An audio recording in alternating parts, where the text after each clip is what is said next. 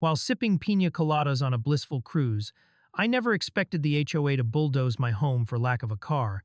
Now it's time for some glorious revenge. It was a balmy Tuesday morning when I, Dave Jenkins, protector of lawn gnomes and sucker for saltwater taffy, set sail on my 5-day cruise, leaving my responsibilities behind like a forgotten beach towel. The sun kissed my skin as I envisioned days filled with deck chairs, piña coladas, and soaking up enough vitamin D to last a lifetime. It was paradise, or at least it was supposed to be, until the bliss of my vacation was interrupted by the shrill ring of my phone, igniting my casual dream into a living nightmare. On the other end was Tommy Rivera, my neighbor, and the town's unofficial comic relief, and his frantic tone had me clutching a margarita like a life preserver. "Dude, the HOA just bulldozed your house. Seriously, they took it down like it was a sketchy taco stand." In that moment, the world around me tilted on its axis. I envisioned a bulldozer ripping through my meticulously curated home, sending my collection of lawn gnomes flying like mismatched cannonballs. So there it was, the Homeowners Association, a group whose mission was to oversee the minutiae of our lives, kind of like nosy neighbors on steroids, had gone full demolition derby while I was off chasing sunsets and sipping overpriced cocktails. What was the justification behind this insanity, you ask? They claimed, with the authority of a tyrant wielding an unreasonably large clipboard, that no cars mean no owner. Excuse me? Last time I checked, property ownership wasn't defined by whether or not my Honda Civic had taken a joyride to the Bahamas with me. I envisioned the pièce de resistance of the HOA, the indomitable Karen Blanchard, hair so frosted and tight it could double as a satellite dish, standing before her minions, hands on her hips, gripping those dreaded regulations like a prized trophy. With her tailored suits and eagle-eye gaze, she proctored the process of improving aesthetics while wielding dictatorship like a green thumb at a garden club meeting. The absurdity made me want to laugh and cry simultaneously. How many more ridiculous rules would be scrawled on that clipboard before the apocalypse arrived? After all, it seems that Karen had made a sport out of scaring fellow homeowners into compliance, and now it was my turn to face the wrath of a million neighborhood bylaws. As I raced to the nearest exit sign, only wishing I could fly home on a cloud of outrage and indignation, I plotted my revenge against the HOA. Tommy, ever the chatterbox, was growing emboldened by the tale of my misfortune. I could practically feel his laughter through the phone as he waxed poetic about how feisty I could be when holding my own against absurdity. I knew I had to channel this dramatic energy into my fight against the destruction of my dreams, a phrase that would undoubtedly be trending on all social media platforms by evening. With proper flair, I declared to Tommy, "I am going to serve them a taste of their own medicine, one sarcastically worded letter at a time." He laughed, and we began crafting my missive of mayhem that would finally put those clipboard-wielding tyrants in their place. Back on the cruise, with thoughts of the societal battleground that awaited me on shore, I drank deeply from my margarita and imagined a world where lawn gnomes were revered and homes couldn't just be demolished based on a lack of vehicular evidence. I envisioned a theatrical reenactment of my journey through the HOA, complete with dramatic scores and a narrator who sounded suspiciously like an overly enthusiastic PBS host. After all, they had bulldozed my sanctuary like the villainous lot they were. It felt only fitting for me to give them a little taste of the desire for control they so aggressively clung to. But this wasn't just about my beautiful abode or the gnomes who guarded my front yard. It was about taking a stand against unreasonable power and making sure no one else had to face this nonsense. Even my gnome, Sir Gigglebottom, deserved better than what Karen's crusade had put him through. I pictured him flailing in slow motion as he was hurled from the wreckage, arms wide, eyes bulging in disbelief. Could the HOA actually believe that just because I wasn't physically there, my home was abandoned? The more I thought about it, the funnier and more absurd it became, like a sitcom waiting to be written, with me as the protagonist fighting the dreaded HOA of Oak Hill. So, with the taste of saltwater and defiance on my tongue, I decided that when I returned, I wouldn't just rebuild. I would rise from the ashes of my wrecked property like a phoenix, armed with clever quips and enough sass to fuel a blockbuster. As my cruise came to an end and I began to contemplate the eventual landing on terra firma and the impending uproar, I knew one thing for sure. I would not let this stand. With my vibrant sundress swirling in the breeze, I was ready to confront Karen and her cohort of megalomaniac rule enforcers. How could they possibly think that a lack of a vehicle meant a lack of a home? And how was I going to prove that my value as a homeowner transcended such ridiculous restrictions? Perhaps a laser light show featuring gnomes and glittering protests was in order. The irony was, it wasn't about gnomes or gardens anymore. It was about reclaiming my right to be an owner in a community that appreciated humans more than their property lines. And boy, was I ready to start this battle. When I returned from my tropical getaway, my mind was a swirl of cocktails, sunshine, and dreams of tropical retirement. But instead of finding my cozy abode waiting with open doors and the welcoming scent of blooming hydrangeas, I was met with the unforgiving sight of a desolate patch of sod that used to house my life's greatest treasures. It was an empty canvas, artfully sculpted by the bulldozer's blade as if it were the crude masterpiece of a Liechtenstein gone terribly wrong. I could almost hear the dramatic, sarcastic orchestra resonating around me, something akin to a mix between a horror film and a sitcom theme. My house had vanished into the realm of fairy tales, leaving behind nothing but a long, sighing void where my hard-earned dreams used to reside. If only my heart could be bulldozed away so easily.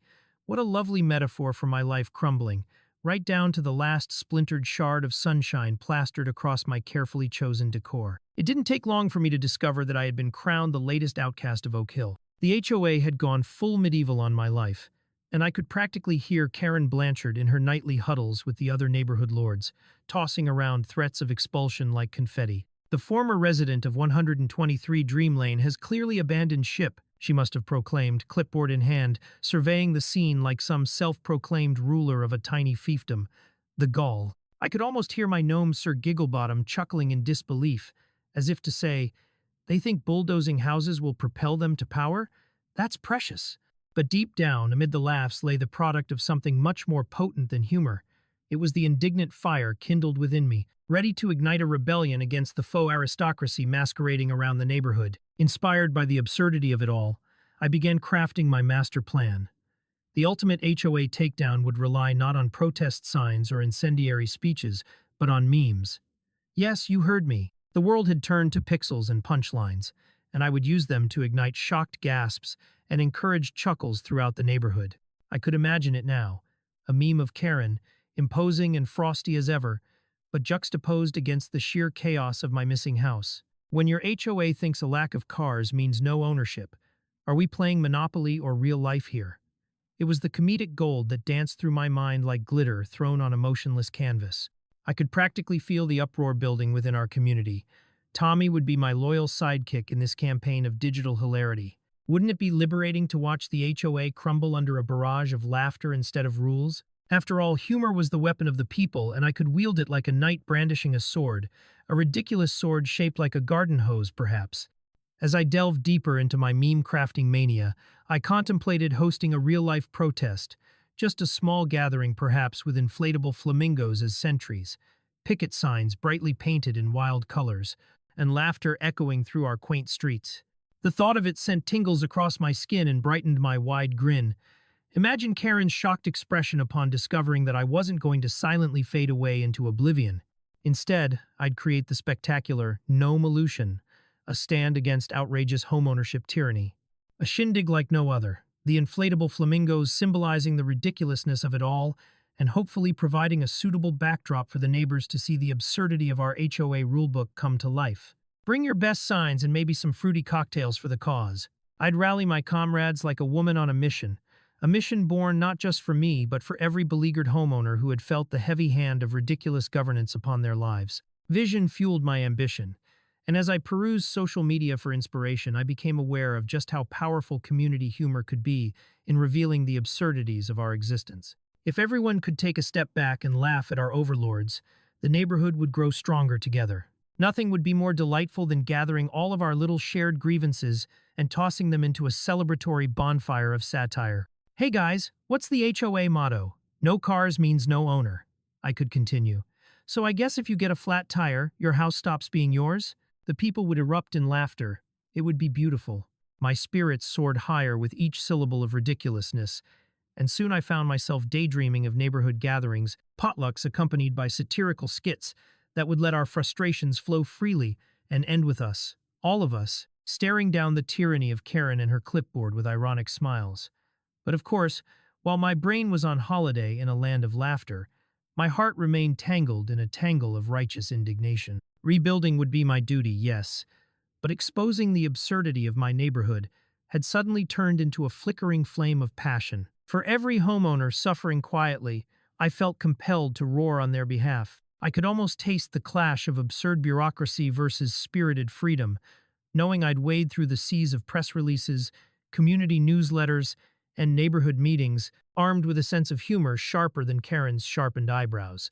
Sure, I would rebuild my once-stolen castle from the ground up, but could I transform my crusade into a movement that prompted even old Mr. Pritchard, the man who never cracked a smile, to chuckle as he opened his newspaper? The prospect was irresistible. What if we all united under the glorious banner of giggles? As I stared into the abyss of my empty lot, I knew I had to act swiftly, for the seeds of creativity blossomed within me like wildflowers overtaking an abandoned parking lot. It would be more than just a fight for my home, which surely deserved a better fate than a bulldozer's thirst for success. It would be a vibrant declaration of what community and humor could do in the face of absurdity. Perhaps it was time to challenge Karen Blanchard and her glorious reign of frivolous paperwork to a duel. One of laughter, of memes. Oh, how glorious. What might they do next? Create a house help hotline to approve my house as if it were a wedding dress? The tide of rebellion would roll through, and I would be at its helm, ready to transform Oak Hill into a space where laughter would drown the sound of Karen's clipboard against the mighty wall of absurd rules. Would this plot transform from an act of outrage into an anthem of our right as homeowners to revel in the absurd? Only time would tell, but one thing was crystal clear. It was game on. Armed with the zeal of a caffeinated squirrel, I stormed the local coffee shop, fueled simultaneously by the bitterness of my lost abode and the heady aroma of freshly ground espresso. My hair bounced wildly as I entered the cafe, my own personal arena, where I dodged tables like a gladiator in an epic battle against mediocrity. There they were, the neighborhood's finest determination wrapped in cozy sweaters, ready to support my Save the Dream Home campaign. My proclamation rang out, invoking an exaggerated sense of urgency that surely drew the attention of an unsuspecting barista struggling with a blender. "Good people of Oak Hill," I declared, my arms exuberantly flailing and flitting about like a seagull fighting against a gust of wind. "Today we fight not with pitchforks and torches, but with memes and laughter." A few regulars plugged in with curious expressions, while Karen's fan club, seated shamefully close to the pastry display, cringed behind their scones and lattes. There was no turning back now. I soon found a raucous supporter in Jerry, the neighborhood's self-proclaimed conspiracy theorist, whose vast knowledge about government secrets was rivaled only by his elaborate tales of UFOs hovering over Oak Hill. There was even one about green lizards posing as council members. With his favorite tinfoil hat perched precariously on his head, he leaned in conspiratorially, whispering loudly enough to attract every stray cat within a 3-block radius. "This is not just about your house, Jamie," he urged wide-eyed. "This is about the next step in their insidious plan to transform our community into a pristine, personality-free gated utopia. Think of it, all white houses, no lawns, and strictly maintained hedges." He paused dramatically to capture the horror in his audience's eyes, who had clearly never imagined they'd be threatened by a nursery of neatly trimmed shrubs. Tommy, sitting beside me, choked on his iced coffee, fighting back laughter. "I'd pray for the hedges to be laced with flowers at least, but I fear they might come to life and rebel against Karen and her reign." With Jerry's flow of wild imagination boosting my morale, I began assembling a coalition. Enthusiasm filled the coffee shop as I laid out plans for my inflatable flamingo brigade. "Just imagine," I chirped, eyes sparkling with mischief, "picketing at Karen's picturesque lawn, flamingos in front and laughter all around. But oh, we can't forget the signs." The more I spoke, the less sensible my ideas seemed, yet there was buoyancy in the air, as laughter erupted at each potential sign. "Flamingos are people too. My house was a fabulous farmhouse, not a dumpster. And thanks OA for my new pet rock collection." And suddenly I felt like a revolutionary, a crusader challenging the norms of suburban utopia with sheer ridiculousness.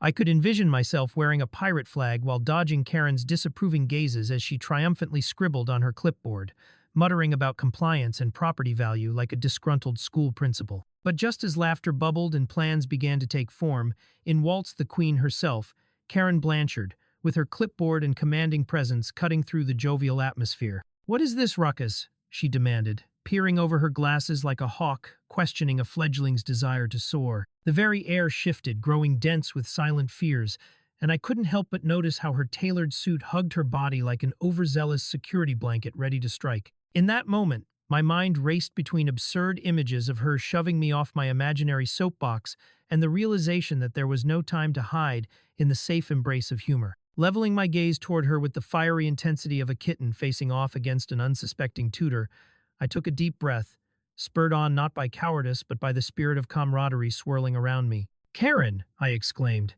"I'm staging a protest for comic liberation. The community demands to be set free from the tyranny of excessive rulemaking." Gasps erupted from the other patrons, and for a brief second I felt electrified, empowered. But before I could bask in the exhilarating glory of my glorious rebellion, my enthusiasm was swiftly punctured when Karen adjusted her glasses, casting an icy look that could have frozen boiling water. "You know, Jamie," she began, voice unyielding, "as president of the HOA, it is my duty to ensure the integrity of our community. Perhaps you could channel all this energy into gardening instead." My heart sank like a lead balloon. "Gardening?" I echoed, frustration bubbling like hot soup on a stove. "You mean your blends of uninspired hedges and relentless lawn care?" The other patrons snickered, and just then it hit me. Laughter was indeed the antidote to absurdity. And here I was standing boldly, refusing to let her and her clipboard put an end to my colorful daydreams, or my flamingo-filled social justice movement. "Laughter is how we lighten the load, Karen," I declared, channeling my inner warrior princess, my sundress fluttering like flags in a new revolution. "And if you're not careful, we'll replace you as the neighborhood's leading authority with an inflatable, a flamingo ambassador, if you will." The coffee shop erupted into laughter, and the weight of serious indignation began to dissipate. Karen, now stunned, blinked at me, her expression a blend of disbelief and spluttering frustration. It was clear she had no counterattack ready besides her inevitable paperwork. "You may find your antics entertaining, Jamie, but—" she began. But I was already riding the wave of enthusiasm. "But what, Karen? That we can actually live together while creating humor instead of resentment? Or should I fear another inflating gnome hovering near your manicured lawn to ruin your fairy tale oasis?" Those words, an instant bolt of liberation. The laughter reverberated around the coffee shop, growing in cadence like a symphony. Perhaps hunting down the handbook of horrors that was our HOA's bylaws would be the next step, packed with absurdities only meant to guard the grass and hold us captive to prohibited joys. There was solidarity and humor, and I knew this was only the beginning. Would the HOA be brought to its knees by inflatable birds and gnome-liberated laughter? Time would tell, but one thing was for certain. Action was no longer a whisper. It was a resounding declaration. What unexpected turn would await me next in this absurd playground called Oak Hill? As I burst back into my home, newfound resolve coursing through my veins, I felt like some sort of modern-day Joan of Arc, except instead of battling with a sword, I was wielding a phone full of viral memes and a garden spade with a flyer for tech-savvy petitions. With my trusty laptop at hand, I dove into the murky waters of change, crafting an online petition that encapsulated the essence of our tiny revolution. "Petition to the HOA. Save our exuberance." I typed, my fingers racing across the keyboard, pouring all the artful indignation into a call for action that was too quirky for anyone to ignore. I imagined the glares of Karen's suit when she glanced at the flamingos striking poses beside a legal, though hilariously inept, outline of our governance. I could practically hear her clipped voice rise. "Outrageous!" drowning in a sea of participatory chaos. Within hours, the petition began to catch fire like a backfired firework. Each ding notification brought a sense of victory rushing over me, too exhilarating to be contained. Friends, acquaintances, and even the odd stranger embraced the absurdity, leaping into the fray armed with flamingo graphics. I even got a pep talk from my college buddy Bruce, who, surprisingly enough, had managed to swallow his inner legal eagle and emerged as a mine of legal advice. "Use humor, Jamie. A well-crafted pun can dismantle the most fortified paper wall," he proclaimed, chortling as he demonstrated his belief that laws could be bypassed with clever wordplay. Weekend evenings morphed into crafting sessions, filled with laughter as we created posters that reeked of theatrical brilliance, complete with oversized sparkles to draw the HOA's eyes away from their meticulously cosseted gardens. But just as I felt the momentum building like a snowball hurtling downhill, the HOA struck back like a black-hatted villain in an absurd sitcom. Ominous letters began fluttering into mailboxes, cryptic riddles veiled in corporate jargon that made even Karen squirm in her seat, a wild card I learned to anticipate. Tommy grabbed one of the letters, and with dramatic flourish, donned it like a crown. "Behold, the decree of doom," he quipped, his sarcasm loaded like grenades ready to explode into laughter at a moment's notice. The frantic tone mixed with whimsical language transformed the HOA's threats into a comedy show, complete with skits about the impending flamingo invasion. Did they have any idea how much comedic fuel they were genuinely providing? Not even Karen's clipboard could broker that kind of absurdity. Feeling invincible, I organized a neighborhood meeting, the attendance baited by the promise of snacks.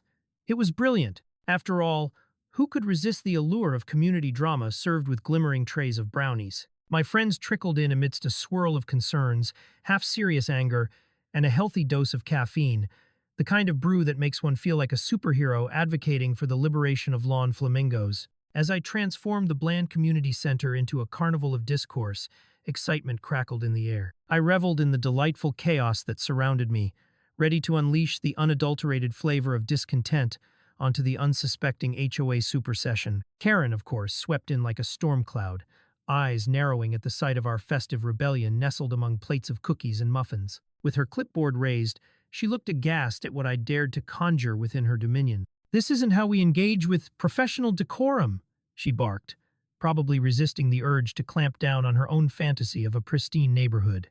"No one said the HOA had to be a grassroots comedy club," I challenged with a cheeky smirk. "Perhaps if you offered a few laughs instead of only laws, we could build a community rather than a collection of brick walls and perfectly manicured lawns."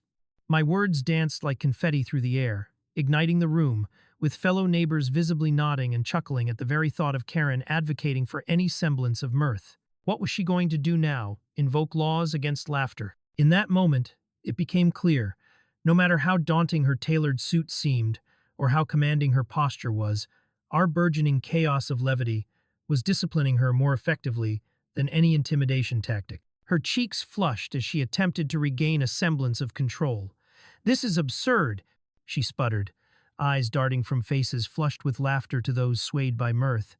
Feeling the energy shift like an electric current, I seized the opportunity, riling everyone up. "Perhaps we should appoint a queen of frivolity," I declared, sweeping my arms wide and pretending to brandish a scepter made out of a pumpkin carved to perfection. "I volunteer as the earnest goddess of glitzy gardens." The crowd erupted into roaring laughter, while Karen's glare threatened to set the donuts on fire, though I must admit that was not my first concern. In that delightful crescendo of laughter and wittiness, I recognized our resistance had morphed into something larger than just my house, my hopes, or even Karen's old clipboard routine. It was a frivolous uprising against a mundane status quo, a call for joy against a backdrop of control. The thought wrapped around me like my favorite sundress, comforting yet invigorating. Would our laughter continue to echo in the hallowed halls of Oak Hill? Would we assert our right to color outside the lines where Karen had marked them in stone? The air shimmered with expectations, and a spark of hope ignited within us all. It would take more than a stifled sigh, or Karen's uncomfortable glares to tear down this carnival of absurdity we had built. Where would we go next? To flamingo-filled adventure or gnome-laden lands, we'd tread boldly ahead. As laughter echoed through the community center, I felt buoyed by the energy of my neighbors, a motley crew of suburban warriors ready to take on Karen's tyrannical regime. Tommy, fueled by sheer sarcasm and half a dozen brownies, took the mic after me and launched into his interpretative dance, which I can only describe as a combination of the Macarena and an exaggerated reenactment of kittens climbing a tree. "We're not just fighting for our homes, folks. We're fighting for the right to twirl without the HOA peeking through their blinds like a pack of judgmental squirrels." His outburst sent waves of giggles rippling across the room, igniting an insatiable appetite for savagery aimed at the HOA. In that moment, I realized we weren't just staging an impromptu comedy show, we were crafting an artful protest. With every chuckle, the binding chains of Karen's rule seemed to weaken, disintegrating under the force of hilarity. I stepped up again, my heart racing with an absurd cocktail of passion and whimsy. "Let's talk logistics, dear neighbors. What if we took our petition a step further? What if we hosted an extravaganza right on Oak Hill's community lawn?" The room lit up at the thought, murmurs of agreement bubbling like soda cans cracking open. Think family-friendly games, quirky competitions, and of course a booth dedicated entirely to our beloved flamingos. It was as if I had tossed a sparkler into a bucket of fireworks. We were ready to explode, but of course Karen had her hand raised, clipboard poised, one carefully manicured finger tapping away, a methodical reminder of her presence in our carnival of rebellion. "This isn't feasible," she snapped, stony-faced as if we were proposing to invade her meticulously pruned petunias. A flamingo fun fest will attract undesirables. You'll ruin the neighborhood's integrity. I almost choked on my giggles. Undesirables? I echoed, struggling to suppress a snort. Sounds like my neighbors are the greatest threat. They certainly don't seem undesirable. They're downright quirky. And hey, who wouldn't want to embrace a kazoo band? So many notes, so much chaos. Tommy, still on a roll, took the stage again, this time wearing a makeshift tutu fashioned from paper streamers. Who are we to limit joy? He asked dramatically, one hand pressed to his chest. I mean, just look at me. I could lead an entire parade of unkempt hair and dad jokes. The laughter enveloped us, washing over our nerves and shaking off the remnants of fear we'd carried like weights. Fueled by chocolate chip cookies, we decided right then and there that we would host our flamboyant festival, not just to protest the HOA, but to reclaim our right to be a community that, dare I say it, had a real sense of humor. A parade of flamingos would prance through the streets, perhaps accompanied by a float depicting Karen drowning in a sea of her own bureaucratic red tape. Yet amidst the gleeful chaos and whimsical ideas, a point of gravity emerged in my belly. What if this never got past planning stages? What if Karen used her authoritarian charm to crush our Flamingo Fest before it could even blossom? The hilarity of the night did little to quell that alarming thought, but just as I began to spiral, my gaze fell upon my neighbors, whose eyes sparkled with shared dreams and conspiratorial excitement. It became crystal clear. Each chuckle was a mini rebellion. We were all gladiators, swinging our swords of laughter, charm, and boldness in the face of Karen's clipboard. Let's take this back to our yards, my friends, I declared. Whether your garden is a jungle or a masterpiece, let's paint them flamingo fabulous. We broke into a frenzy of ideas, dozens of glamorous plans flying through the air like confetti. Little did Karen know, our resistance grew stronger with every ridiculous suggestion. I could see it vividly, the quintessence of our culture spilling out into the streets, each home an extension of our personalities, cats lounging beside gnomes, flamingos lording over hydrangeas. What if we put signs in our yards? Warning, Flamingo Crossing and Lawn of Liberty, instead of the usual mundane keep off, I shouted, as neighbors nodded vigorously. A flash mob of joyful deprivation, and in that moment, the absurdity of it all reached a crescendo. The neighborhood would be a gallery, a tapestry of wild creativity combined with mundane household chores, like the artistic fusion of a quiet suburban life, colliding with a bombastic parade. As we crystallized our whimsical ideas, I couldn't help but marvel at how one folk-laden petition had morphed into an avalanche of humor-infused rebellion. Every fleeting thought replaced the air of resignation, with vibrant sparks. The essence of laughter oozed from every corner of the room. Would we really take this madness beyond the meeting? Could we lift the shroud of entitlement that wrapped around Karen like a pervasive fog? The glorious nonsense stood ready to burst into the hearts of every resident. The Flamingo Fun Fest was coming, and with it, a vibrant declaration that the HOA's reign was about to go up in cotton candy flames. As the laughter ebbed into a chorus of excitement, I kept a wary eye on Karen, who stood like an ice sculpture at the center of our vibrant chaos. She was scanning the room with a look that was equal parts horror and tactical appraisal, clipboard at the ready, as if it were a shield against our brand of delight. If I were to craft a horror movie villain, it would be her, with her sharp features glinting under the fluorescent lights, embodying the very spirit of subdued chaos. You know, I said, adopting my best mock-serious voice, dreaded dictator Karen may need a flamingo of her own. I mean, even villains need a little whimsy. The collective snickering that followed gave me a small thrill. Maybe my little jibe would throw her off her game. Fueled by bravado, I launched into the glorious details of our upcoming Flamingo Fun Fest. Imagine a day filled with perky pink lawn ornament races, a flamingo-themed potluck, patio tables covered in flamingo-patterned cloths, perhaps. Gasps of horror mixed with giggles erupted. Oh yes, I continued, letting enthusiasm course through my veins. We could drown these dreary HOA meetings in a sea of kitschy joy. Are we not homeowners? Homeowners who yearn to express our flair in more than the mere color of our shutters? Tommy, with his now absurd tutu flowing like a ridiculous parade banner, spun around to shout, "Let's get the cotton candy machine! Who needs drab rules when you have the sweet nectar of rebellion?" Just as I thought I was steering our ship toward glorious shores, Karen chimed in again, her voice slicing through our laughter like a serrated knife through butter. "You're making a spectacle out of something you should all hold in reverence. Our community standards exist to protect property value. I rolled my eyes so hard I could practically see my own brain. Right, because nothing screams value like a neighborhood mired in monotony. Have you seen your prized rose bushes? They're slowly dying of boredom? My outburst drew more laughter, and I could practically see Karen's authoritative monocle cracking under the siege of our jovial resistance. It was as if I had declared war on the stifling dictatorship right there and now. Even I found myself swept up in the wild momentum of community spirit. As the night stretched on, the idea of an actual festival began to feel less absurd and more inevitable, a colorful tapestry woven from our shared anger and sarcasm. What once felt like a simple mission against the HOA had now transformed into our collective dream. A festival where every lawn, every shrub, every pet was on full and ridiculous exhibition. I imagined a most creative flamingo contest. With newfound determination, I added, "We need a marching band, complete with plastic flamingo uniforms that we parade around while chanting our new anthem. Fear not the HOA."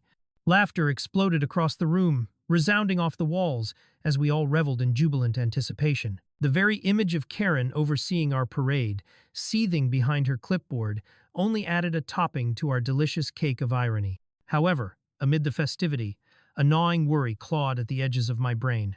What if Karen actually brought her full arsenal to this protest? What if her stony facade shattered, revealing a deeply hidden cash stash for legal battles? The last thing I wanted was to face off against a suit-clad foe armed with a phalanx of lawyers and angry emails.